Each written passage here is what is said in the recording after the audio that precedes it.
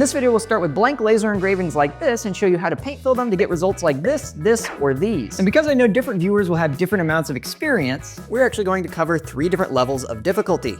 But what makes one paint filling method better than another anyway? To find out, I previously spent over 30 hours testing 29 different methods and discovered that the details really matter, including the type of laser that you use, when you should mask, or when you should seal the wood. So we'll start with the absolute easiest method for beginners, and then we'll get into some more advanced methods that can be useful for batch processing, doing really small details, or if you just want to avoid using a paintbrush entirely. And after watching this video, your next paint filling project will feel like a breeze. Now on to level number 1.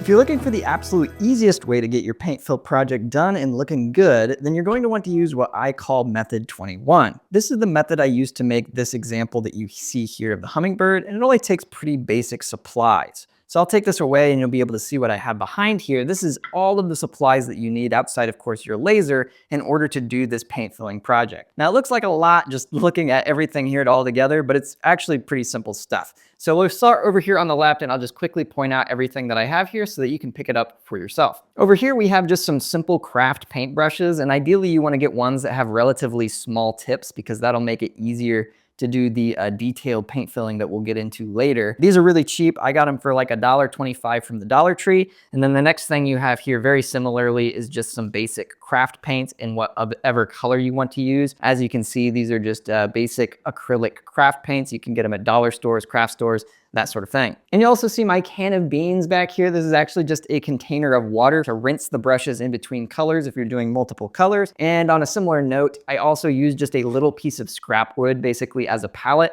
to put my different colors on, so you can use an actual palette or a piece of scrap wood like I do. Next up, you'll need some sanding sealer, which is this can back here. I'll bring it up close so that you can see. It is Zinsser brand sanding sealer. It's 100% shellac, and this is available at a lot of big box stores, I believe. I got mine at Menards. And on top of the can, I've got a couple of other things. I like to apply this in the can with little cut up old t-shirt cloths like this. Some people prefer to apply it using a spray can, but I do it this way. And then the screwdriver is just simply for opening up the can. For the sealing process, I also like to use a pair of plastic gloves and a plastic bag to keep my hands and surfaces clean. And you'll see this old container I have back here. This is just an old takeout container that has some water added at the bottom. I use this as an airtight container to put the t-shirt cloths in after I do the sealing because those cloths can be a fire risk, so I just put it in there afterwards. And of course, you'll also need some wood for the engraving. Now, if you use a really soft wood, like this example you see here, you can have some issues with the paint bleeding into the wood. This is especially seen here with the black paint bleeding around the feet, whereas I don't have that problem with this sample here, and this is one that I've had a lot of luck with. This is a maple veneer plywood I got from Home Depot, and it is a 1/4 inch, though that doesn't matter too awfully much for the engraving as long as you're not going super deep. Finally, you're gonna need some sanding supplies. So you could do this all with just hand power, but it really does help a lot to use a mouse sander like this. And these are pretty cheap too. If you don't have one already, I think they run for about 30 bucks. And then you're gonna need a couple of different types of sandpaper. You're going to need a rougher sandpaper, something like an 80 or a 60 grit sandpaper like this one here. And then you're gonna need a higher grit paper, something like a 120 or 220 grit sandpaper works pretty good. And I'm gonna do my best to put links to as much of this stuff as possible in the description below this video to help you find some of these exact things and tools that I'm using. And so if you're missing something and you wanna pick up the exact one I'm using in this video, check the description to see if you can find it there. So with all of our paint filling supplies ready, we can move on to step 1 of level 1, which is to do the engraving. In this situation, it doesn't matter what type of laser you use. The key is just to make sure that the engraving is deep enough that you can sand it down later without your sandpaper reaching the inside of your engraving. The good news is the depth that you choose is pretty forgiving. So I usually just start by running a material test grid like this and choose the settings that look deep enough to hold about 2 coats of paint. And if you're doing a cutout rather than an engraving on something pre-made, then this is when you would do the exterior cut. And don't worry if you're new to test grids or setting up layers, because you can learn all about that in my Lightburn 101 video that I'll link to in the description below. When your engraving is done, it may need a little cleanup sanding depending on if you have any scorching around the edges. And whether you sand or not, you will want to wipe or brush the surface off to remove any dust before we move on to the next step. The second step is to seal the wood. For this, I dip my t-shirt cloth into the shellac and apply it liberally to the wood, making sure to get all of the engraved surfaces soaked well. I I should also mention that this type of product does give off some fumes, so you may need to wear a respirator and/or crack a window. You can read the recommendations on the can for reference. Once I've covered the surface with the shellac, to clean up the excess, I do a wipe all the way across the surface. Then I wait for at least an hour to let the sealer dry before coming back for the second coat. And if you go by the directions on the can, technically you should sand this down with some 120 grit or higher sandpaper before doing the second coat, but I've been skipping this step to save time, and it hasn't seemed to cause any problems. So personally, I'll just come back and do the second coat in exactly the same way as the first coat, then I let it dry for another hour at least before moving on to the next step. Now it's time for the fun part, which is actually to paint the thing. And this method will just use a paintbrush, and then I just put a bit of paint on my makeshift palette, and then I'm going to start applying the paint to the engraved portions. The way you want to go about this is to try your best to stay inside the engraved area, but also don't worry too much if you go outside the lines, because you can just use another piece of t-shirt cloth or maybe a paper towel, dip it in your water, and then wipe the excess away. It still won't be perfect, but we'll also sand it later. Also make sure that you use the tip of the brush to push some paint into the edges and corners of your engravings, because these are the areas that are most often missed. Once the paint is applied, again, wait an hour or so for it to dry. Once it is dried, we'll come back and do the exact same painting process for the second coat. And now is probably a good time to point out that one of the benefits of this beginner-friendly method is that it works basically the same way regardless of whether you're doing one color or multiple colors. You really just need to rinse your brush between colors, and that's it. When your second coat of paint is applied, we'll wait another hour or so for it to dry, and then we'll move on to the next step. To sand your painted project requires a little bit of finesse. You can do this with an electric mouse style sander like this, or you can do it by hand if you've got strong hands and you're not in a rush. The trick here is to hold the sander as flat and level as possible so that the sandpaper is sitting on top of the unengraved areas. If you tilt or press the sander too much, then you risk digging into the engraved area and removing the paint. And your ultimate goal is to remove all the excess paint that went outside your engraved areas and to remove the shellac from the surface of the wood, so you're really going to be sanding the whole surface pretty thoroughly. Once the sanding is done, you should get something that looks like this. You may just need to wipe away the dust with a dry paintbrush or maybe a damp cloth. And you could stop here and be done with your project, but if you want to protect the wood and seal your project, you can apply some finish as well. There are tons of different types of finish you could use, but personally I like to use 2 coats of polyurethane finish for this kind of project. This is applied in a similar way to the sanding sealer with a few important differences. And for the brand I'm using, they actually have pretty clear instructions written on the can. You start by applying the first coat, and then you leave it dry for 3 to 4 hours, so quite a bit longer in this case.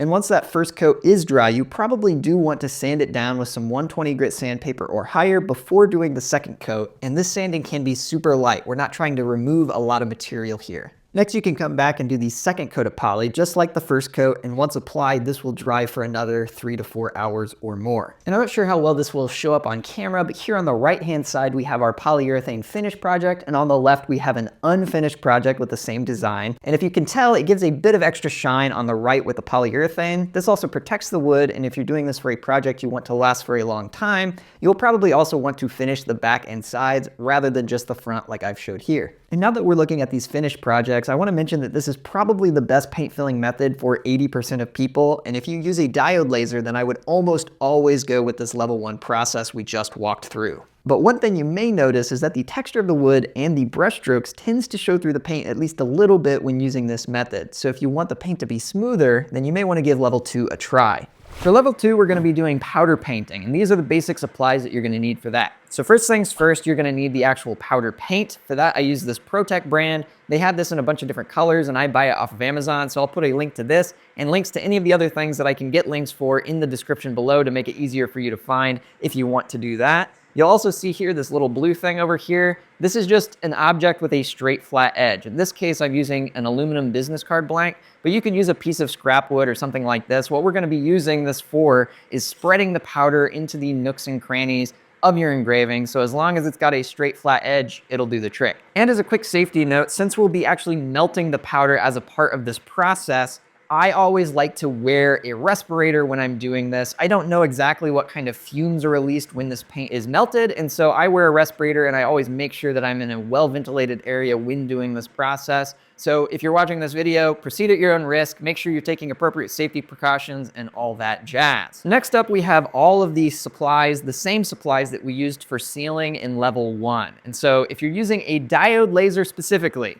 you're gonna need those exact same sealing supplies. But if you're using a CO2 laser for the engraving, then I'm going to recommend that you actually use some masking tape. And this masking tape I have here is some laser-specific masking tape that is sold by Sign Warehouse. And so we're gonna be using that for the CO2 laser process. And as we go through level 2, just as a note here, I'm actually going to be doing 2 projects, one on a diode laser and one for a CO2 laser. That way, regardless of which laser you have, you'll be able to follow along with the steps as we go through. Next up, we have the wood. I'm again going to just be using this 1/4" maple veneer plywood from Home Depot that we used in level 1 again. And then we have the sander over here. So for the sanding, for the diode laser, if you're doing this on a diode laser, you're again probably going to want a rough sandpaper like an 80 grit, as well as a finer 120 or 220 grit sandpaper. But if you're using a CO2 laser, since we're using the masking, you're probably actually only going to need the finer grit sandpaper. So that would be like a 120 or a 220 grit. Finally, for level 2, we're going to need an additional tool. So you need a heating method to melt the powder paint.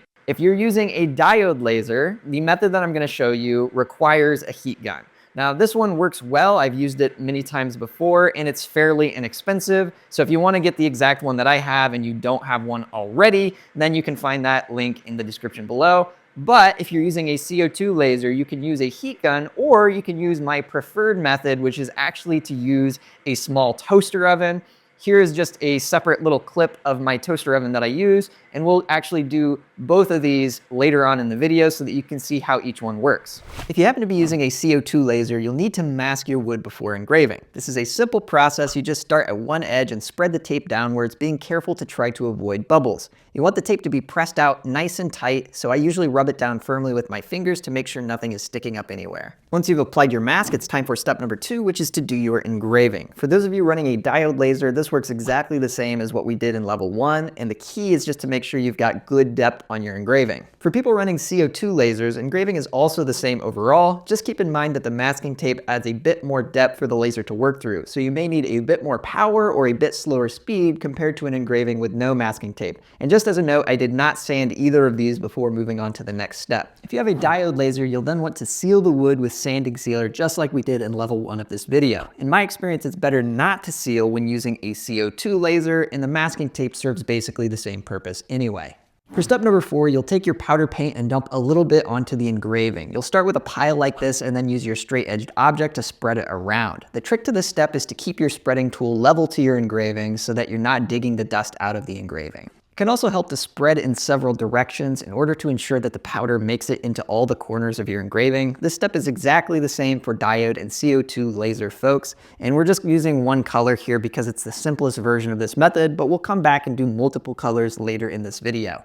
Step number 5 is to melt the paint. For this example, I'm going to show you how to do it with a heat gun, but spoiler alert, in level 3 of this video, I'll also show you how to do it with a toaster oven. The heat gun can be a little bit tricky, so here are a few tips. Before pointing the heat gun at the powder, I like to turn it on first and let the tool heat up for a couple of minutes. Then I start by holding it pretty far from the project, like about 18 inches high, and then I slowly bring it down to about 6 inches, keeping an eye on the powder, and if I see the powder start to blow out of the engraving, I pull the heat gun back a bit. Once I find a good height where we're pretty close while still not losing powder, I slowly wave the heat gun side to side, holding the nozzle level. This requires some patience, but after a couple of minutes, you'll be able to see the powder melting because it will basically liquefy and start to look a little shiny. And as a reminder, this step is where I personally wear a respirator. The next step is to apply a second coat of paint. This is optional, but in my experience, it always looks a lot nicer after the second coat. Depending on your project, you may even want to do a third coat, particularly if using a light color like red where the black from the engraving underneath may show through. When you do this, you're just going to repeat the previous 2 steps, which is to spread and melt the powder. If you're using a diode laser, it's important not to sand until you've completed all your coats of paint because this would remove the sealer around your engraving, making paint bleed more likely. And if you're using a CO2 laser, it's important not to remove the mask until you've completed all your coats of paint for basically the same reason. And speaking of masking, sometimes during the first coat, the mask will pop up on the edges a bit from the heat gun, and if you see anything at all that's not flat, make sure you press it back down, otherwise the second coat will bleed into the wood. For For the next step, it's time to clean up your project. For CO2 laser users, you're going to go ahead and remove the masking. If you're doing intricate engravings, then it can be handy to use a pair of metal tweezers to help you grab the little pieces of masking tape off, but your fingers can often do the trick as well, especially if you're doing something simpler than this very detailed cardinal engraving.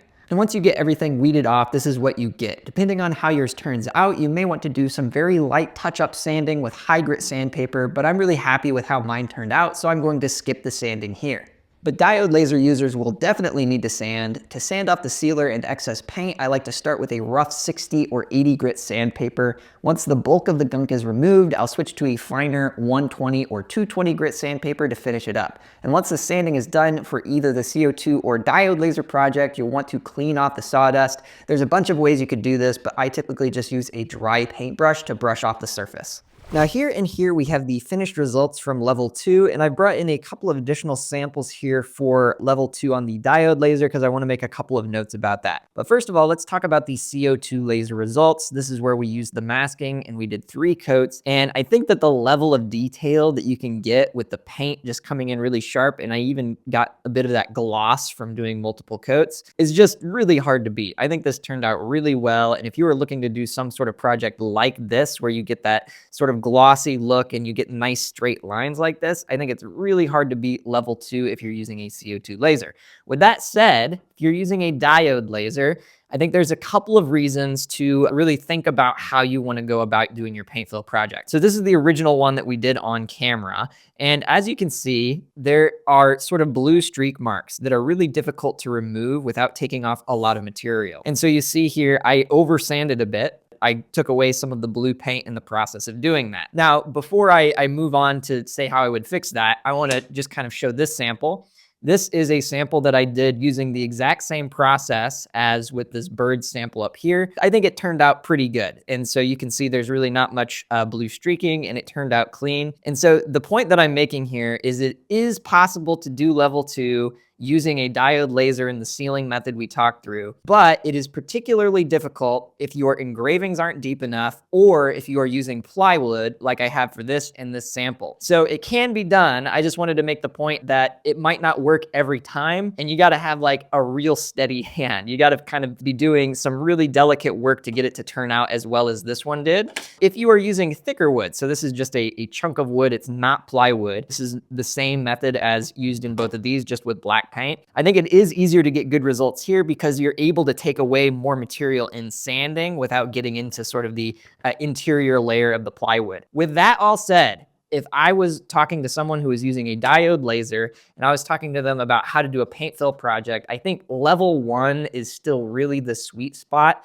for diode laser users, unless you have a really compelling reason to use the level 2 powder paint method that I've shown here. So with that said, let's move on to the next thing. And at this stage, you can decide whether or not you want to apply finish to your project. Just like in level 1, if I was finishing these, I'd probably do a couple of coats of polyurethane finish. But since we've already covered that in level 1, I'm going to go straight into level 3. And as we get into level 3, I want to say right off the bat that if you want to do multiple colors for a paint fill, which is what we're doing in level 3, by far the easiest way to do it is using the method we actually covered in level 1. But with that said, I can think of 2 different scenarios in which level 3 might actually have some advantages over level 1, so let's run through those real quick. Scenario number 1 is that the engravings details are so intricate that it might actually be easier to get the powder into those places rather than getting the brush into the right locations. Scenario number 2 is that you are batch processing and you need a system that will allow you to get consistent results using multiple colors. In that situation, you might also want to give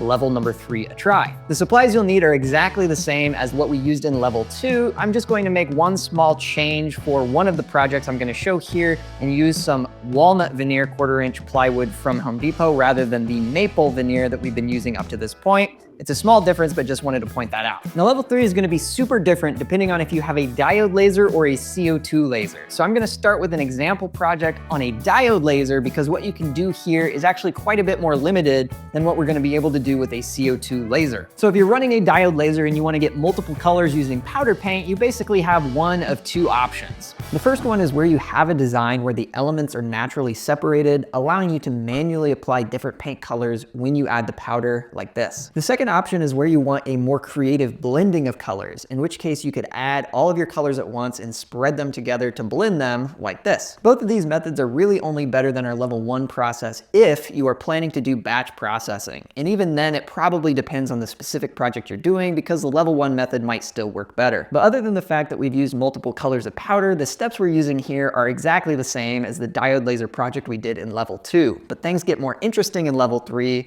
if we are using a CO2 laser, because they work better with masking. For the CO2 version of level 3, this is actually going to be the most complex process in this entire video, because we're going to take the design that we actually used for a one color paint fill in level 2, and we're going to convert that into something that we can do a multicolor paint fill with. In order to do that, we have to start inside the software, in my case here, Lightburn, because we need to take that one color design that we began with in level 2 and convert it into something that has multiple layers, so that each of those layers can be filled with its own paint color. And so the first thing we need to do is we have our same design here. And by the way, if you want to get this design that I'm using and kind of follow along, I'll put a link in the description below to where I bought it on Etsy. Basically what we need to do is first get an outline, okay? And so if you select the shape, it might be grouped to begin with. And so if it is, then you just need to press this button up here to ungroup it. Once we've done that, we need to select the exterior and also the space between the legs here to get sort of our silhouette outline of the bird.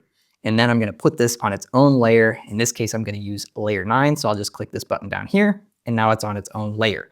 Now, if we were to turn on layer 9 and turn off all of our other layers that I have in here for other reasons, and look at the preview, we'll see that this is basically giving us a fill of the silhouette of the bird, which we're going to fill with black paint. You can kind of think of this as the background color of the image that we're putting together here. The next thing we'll want to do is put together the different sections to do the red paint color. And so we're going to select almost everything else in order to do this. If I come up here and zoom in a bit, I'm just going to begin by dragging to the left to select the entire shape. And then I'm going to hold the Command key on Mac. If you're using a PC, this would be the Control key. And I'm going to deselect specifically the eyes. And so I'm going to deselect this. So I don't want that part of this. And I also don't want the exterior shape or the little leg shape that we put on its own layer a minute ago. And now all of the green that you see here, and I'll turn this layer back on so you can see it better. All this green that you're seeing here is now selected. And so now I can put this on its own separate layer, and this will be our red paint fill. So I'll appropriately put it on a red layer here so that we can see how this is separated out. And so that we can see what this will look like in the preview, I'll turn everything else off except for that red layer. And we can see it's going to give us something like this that we will then paint fill with red on top of our black paint, okay? So this is kind of how this is going to go. And then we could kind of stop there and you would get the gist of how you're going to just stack your layers of paint, but we're also going to do a third layer here just for kicks, and that's going to be of the eye here.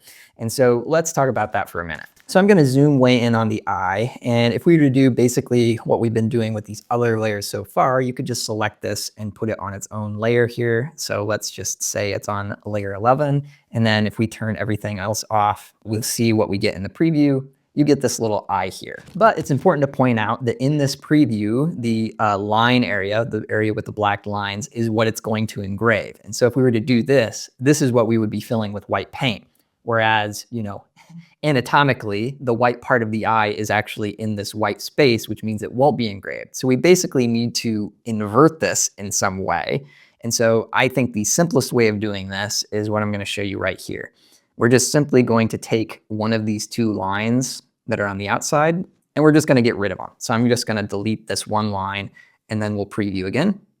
And now we can see that basically the inside is filled, and that's what we want to be white. And so that's what we're going to use here in this example project. So now just to recap what we've basically done so far here, I'm going to zoom out and you'll see our bird as a whole. Basically, we've just split out the background color, or the black silhouette. We put the red on its own layer, and we've also done something special for the eye to give it its own color.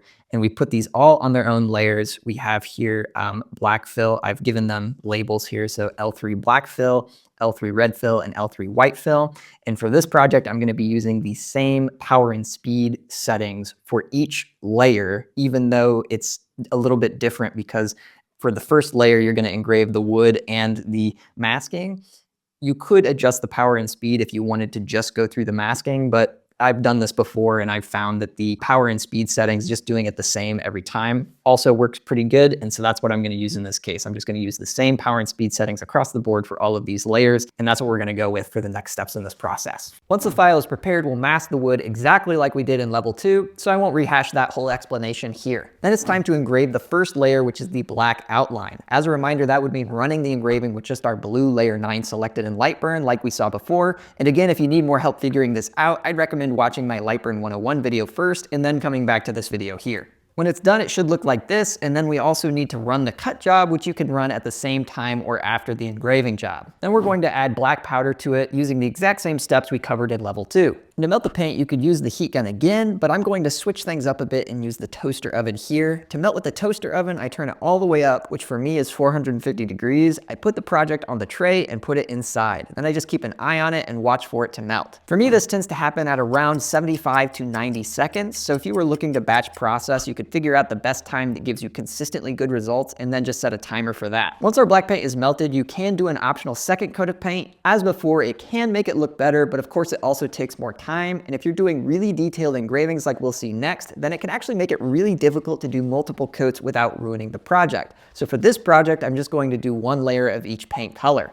Now it's time for a little moment of truth here, which is removing the first mask. And yeah, it's looking pretty good. The edges are coming out clean and everything is looking pretty sharp so far. The next step here is to reapply masking, but because the wood might still be hot from the oven, we need to make sure that it completely cools down before we put new masking on, because that heat can cause the masking to curl if we're not careful about it. But once the plywood is completely cool, then we're going to reapply the masking with the exact same steps that we used before. Next, we'll go back into Lightburn and turn off layer 9 and turn on layer 10, our red layer. Now you can see in the preview what's actually going to be engraved here, and it's also important to point out that I'm using absolute coordinates so that I can ensure that when I run these second and third layers, that it will line up perfectly on the project, even after removing the project and then placing it back in the machine. And sorry for referencing this so many times, but if you're not sure how to do absolute coordinates, you can again find that in my Lightburn 101 video here on YouTube. Anyway, now that I've finished the second engraving, it's time for our red paint. For the second layer, we have to be extra careful, and it's probably worth mentioning that if you were doing a simple project, this would probably be much easier, but being a bit overzealous, I chose a very intricate design, and so I have to be super careful with the masking tape. In fact, we're going to need to press down the tape to make sure it sticks in place while we apply the powder, and even with this step, it's unlikely to be perfect. We're just trying to keep the edges as clean as we can by getting that tape pressed into place. Now we're just going to do the same process we used for the first layer. We're going to add a small pile of powder, brush it into the engraving, and this time you just want to be a little more careful not to peel off any of the masking as you go along, especially the small pieces which are sometimes prone to curling. Then we're going to melt the paint, and here again I'll use the toaster oven, and after 75 to 90 seconds again, it's done melting.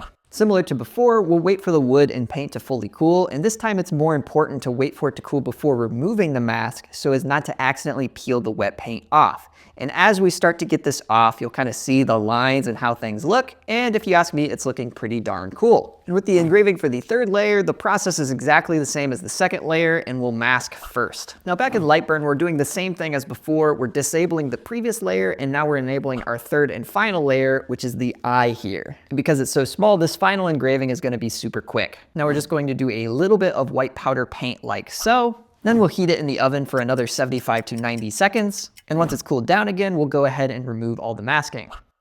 And here we are with our final project. And unlike with the previous levels, I'm not going to do any sanding here because I think mine looks pretty good without it. And sanding can be a little risky with this type of project because if you go too deep, it'll damage the surface of the paint. Optionally, you could also add finish on top using the same steps we showed in level 1. And as I said before, there are tons of ways you could paint fill, but these are just the best methods I've found so far. And speaking of which, if you want to see the experiment where I tested 29 different paint filling methods side by side to find the best ones, you can click on this picture here on the screen to check that out. Thanks for watching. Bye now.